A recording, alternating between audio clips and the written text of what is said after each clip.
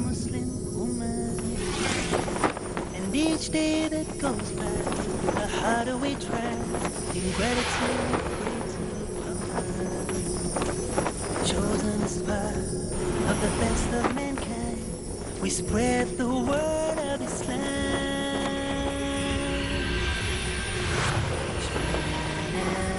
Each hour in all of His power, each flower, each tree, everything that we see.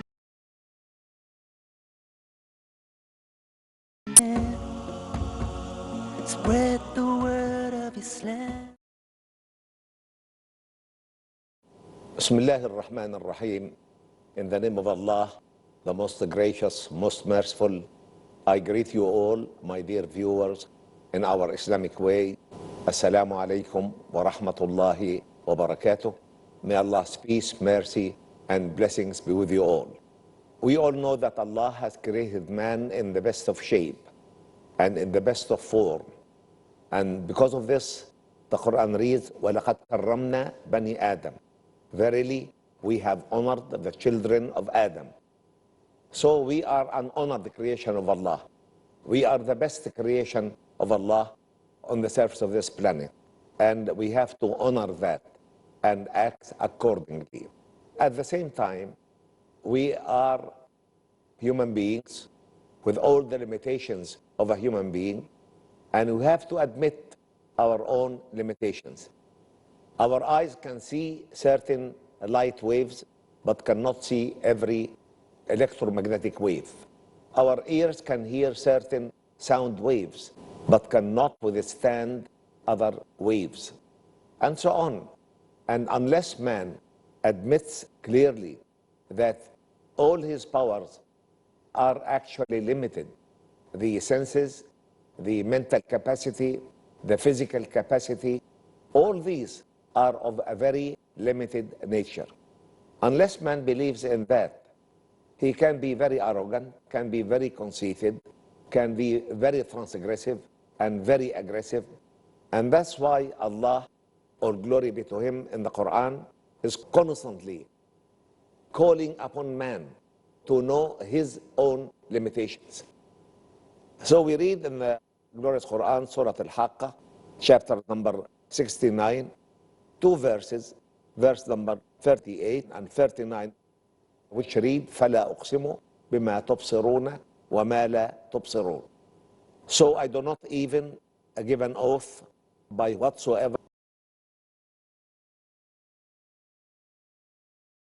So the two verses are emphasizing that we can see some of the things of this world, but we cannot see everything.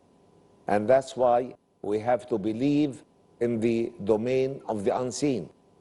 And because of this, the Quran, at the beginning of the very second chapter of it, Surah Al-Baqarah, reads, الَّذِينَ يُؤْمِنُونَ بِالْغَيْبِ, those who believe in the world of the unseen. And we know that when an oath is negated in the Arabic language, this is a way of overemphasizing the oath. If I say, لا أقسم, do not even give an oath by this thing, this is overemphasizing the oath. This means that the thing is so obvious, so clear, that it does not need to be given an oath or to be sworn by. Two verses say, فَلَا أُقْسِمُ بِمَا تُبْصِرُونَ وَمَا لَا تُبْصِرُونَ. So I do not even give an oath by whatsoever you see and by whatsoever you do not see. And of course, Allah, all glory be to Him, is far above giving an oath to us. Who are we that Allah would give us an oath?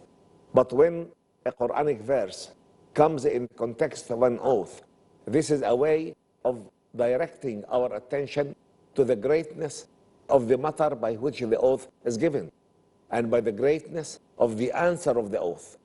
So Allah here is emphasizing the fact that man, this highly honored being, can see and cannot see, can observe and cannot observe, can hear and cannot hear. And because of this, he has to be modest enough to admit his or her own limitations, and this is a way of recognizing Allah. All glory be to Him. Once you know your own limitation of the universe around yourselves is actually far greater than your own abilities, and this is a way of recognizing Allah. All glory be to Him, and recognizing part of His great work in creation. Because of this, Quran also reads, وَمَا أُوتِيتُم مِّنَ الْعِلْمِ إِلَّا قَلِيلًا. You were only given a fraction of knowledge, a fraction of knowledge. وَمَا أُوتِيتُم مِّنَ الْعِلْمِ إِلَّا قَلِيلًا. And only very recently, astronomers came to prove that with all the highly sophisticated equipments, they can only see less than 1% of what is actually there in the outer universe. They say dark energy represents about 75% of the composition of the observed universe. And we cannot feel it, we cannot see it. Dark matter constitutes about 25% of the observed universe. And we cannot see it. May be able to detect it and detect dark energy, but not see it. Hydrogen and helium constitute around 4%. And actually, all what the observed heavenly bodies, stars, planets, constellations, satellites, and the other constitute about 0.5%, and free hydrogen and helium constitute about 4%, and neutrinos about 0.3%, and heavy elements about 0.02%. So actually what we can see in the outer universe is less than 1%. And this again is a way of convincing man by his own limitations. And when Allah speaks about His own glory, about His angels, about the soul, about accountability in the grave, about resurrection after death, accountability and judgment in the world to come, eternity in paradise and hell,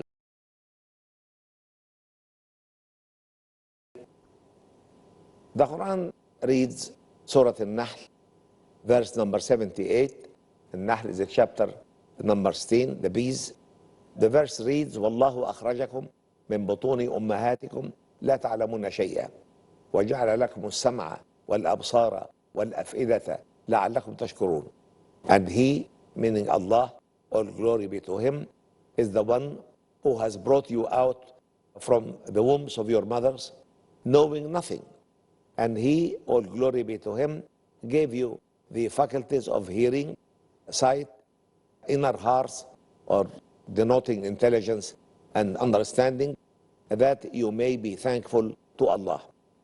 And the Quran persistently speaks about the power of hearing before He speaks about the power of seeing, or about the heart and the inner heart.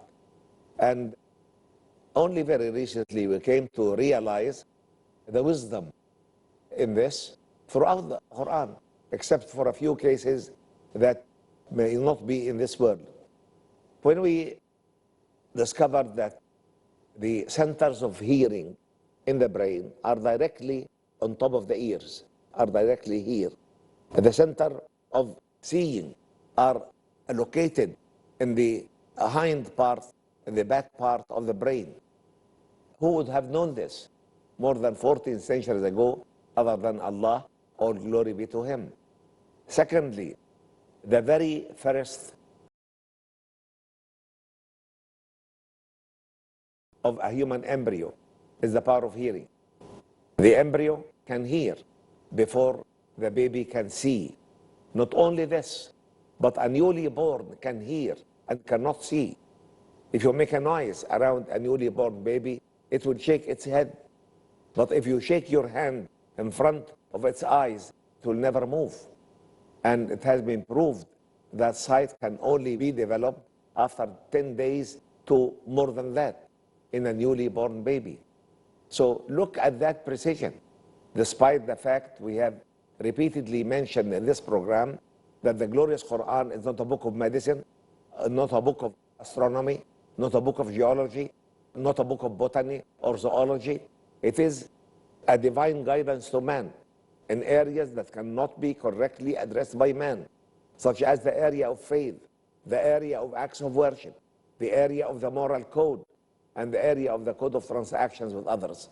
Yet, any scientific notion in it, although it is not meant to be a piece of scientific information per se, it comes in the context of testifying to the might, knowledge, and wisdom of the Creator. Yet it remains scientifically perfect, scientifically absolutely correct, because this is the word of the Creator, all glory be to Him, in its divine purity. So who would know the creation better than the Creator Himself? والله أخرجكم من بطون أمهاتكم لا تعلمون شيئا. When you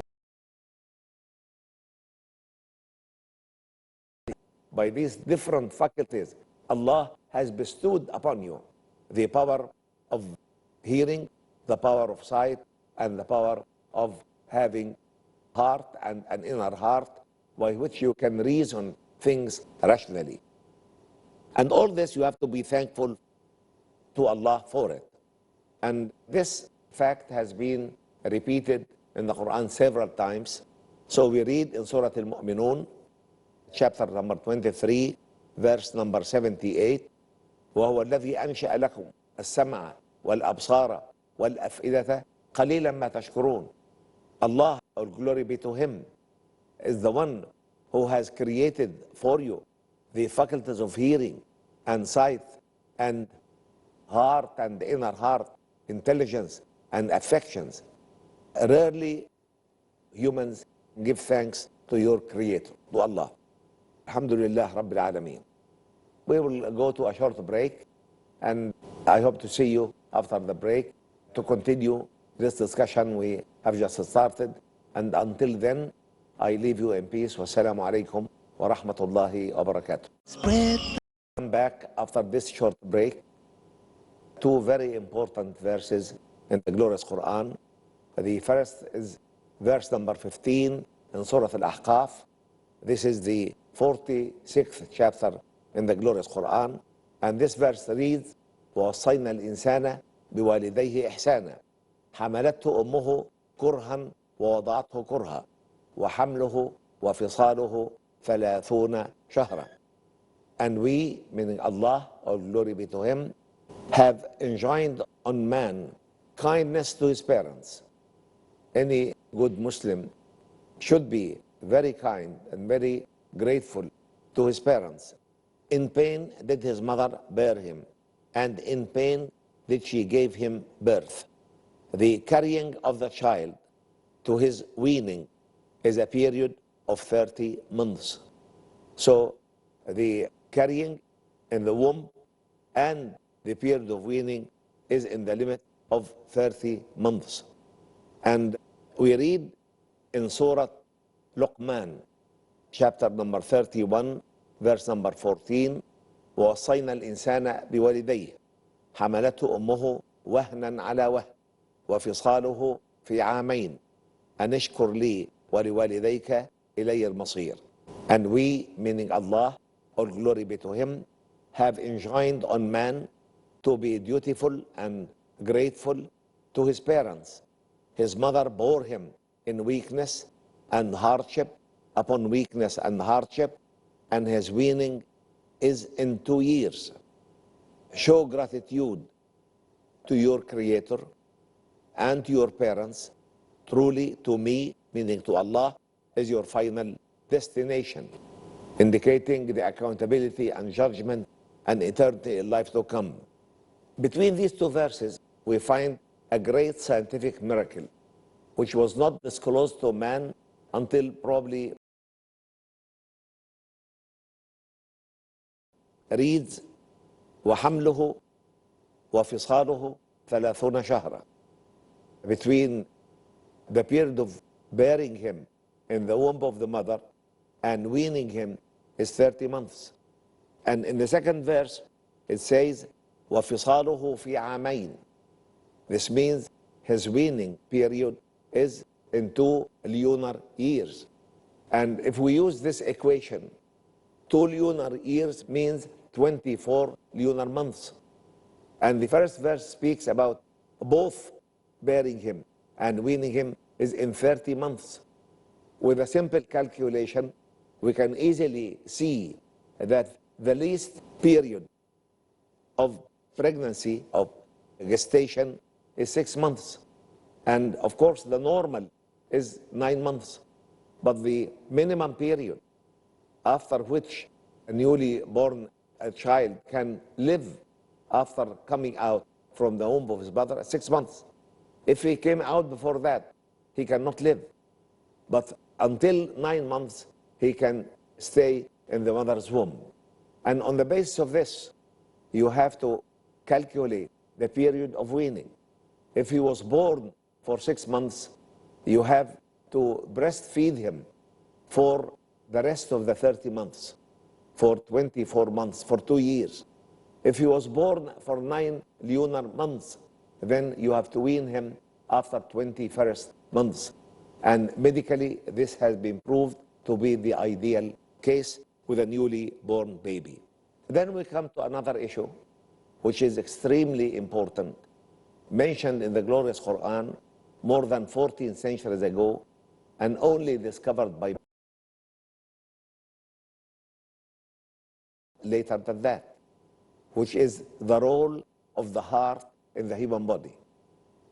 I attended a conference in Saudi Arabia many years ago about the heart. And I was asked to speak about heart in the glorious Quran and in the Sunnah. And we had a very large number of heart specialists. Some of them are of leading reputation. They are known all over the world. And they were all Muslims. And they said, all what we know about the heart is that it is a pump that pumps dirty blood to the lungs to be oxidized and purified, then returns to the heart to redistribute it to the different parts of the human body, particularly the brain, which cannot withstand absence of blood for a few seconds. And they said, we don't know of any other function for the heart within the human body. And I argued with them that the Quran speaks about the heart, qualifying it with very many different qualifications. It's not just a pump to pump the waste to the lungs and receive the purified blood and redistribute it to the rest of the body. And I read for them the verse in Surah Al-A'raf. Of course, I had a long paper containing hundreds of verses in the glorious Quran and many sayings of Prophet Muhammad sallallahu alayhi wasallam, which indicate that the heart has got a much greater function within the human body than what heart specialists would say. I read for them the verse in Surah Al-A'raf, chapter number 7, verse number 179, which reads, بسم الله الرحمن الرحيم ولقد ذرأنا لجهنم كثيرا من الجن والإنس لهم قلوب لا يفقهون بها ولهم يسمعون بها أولئك كالأنعام بل هم أضل أولئك هم الغافلون. And surely we have created many of the jinns and mankind for hellfire. They have hearts wherewith they understand not, and they have eyes wherewith they see not, and they have ears wherewith they hear not, and meaning the truth. They can see the truth, they can hear the truth, they can understand the truth. They are like cattle, nay, even more astray. Those, they are the heedless ones. And here we can see that the glorious Quran is giving the heart a great faculty. They cannot reason things. They have hearts, but yet they cannot understand things. So the heart must be a center of understanding, not just a pump that pumps dirty blood to the lungs to be purified and receives clean blood to be redistributed throughout the human body. We also read in Surah Al-Hajj, chapter number 22, verse number 46. A very similar verse, which reads, بسم الله الرحمن الرحيم أفلم يسيروا في الأرض فتكون لهم قلوب يعقلون بها أو آذان يسمعون بها فإنها لا تعمى الأبصار ولكن تعمى القلوب التي في الصدور. Have they not traveled through the earth, whereby our ears to hear with? Verily, it is not the eyes that grow blind, but it is the hearts which are in the chest that can grow blind. And here again, we can see in these two verses an emphasis that the heart in the human body has got a much more important function than just pumping dirty blood to the lungs to be purified and receiving the purified blood for redistribution to the rest of the human body. Only very recently, a group of medical doctors in the United States who work with transplantation of hearts, they came to discover that the recipient of the new heart does not only receive a pump to pump the blood, but also receives many of the characters of the liking and disliking, of the feelings and emotions of the original owner of the heart, the donor of the heart. This puzzled them a lot, and they started to investigate. And they suddenly came to realize that the human heart actually communicates with the human brain with 5 different modes: with blood, with hormones, with memory cells, nerve cells, with magnetic field, and with an electric field. And they came to realize that the human heart gives to the brain more instructions that it receives from it, and that both the magnetic field and the electric field of the human heart is much stronger, much more powerful than these 2 fields for the brain.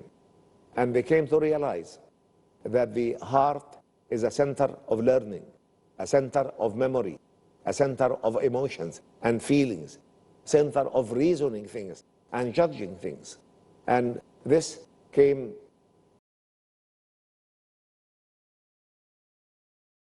to, and the very few decades of the 21st centuries, and for the glorious Quran to state this so explicitly, so precisely, so comprehensively, more than 14 centuries ago, is a living testimony that the Quran cannot be the word of man. It is the divine word and its divine purity. And we have to come to the end of this episode, thanking you for listening and greeting you in our Islamic way. Assalamu alaikum wa rahmatullahi wa barakatuh. May Allah's peace, mercy, and blessings be with you all. We are the Muslim Ummah, and each day that goes by, the harder we try. In gratitude we pray to Allah. Chosen as part of the best of mankind, we spread the word of Islam. Each man at each hour, in all of his power, each flower, each tree, everything that we see. Spread the word, oh man, spread the word of Islam.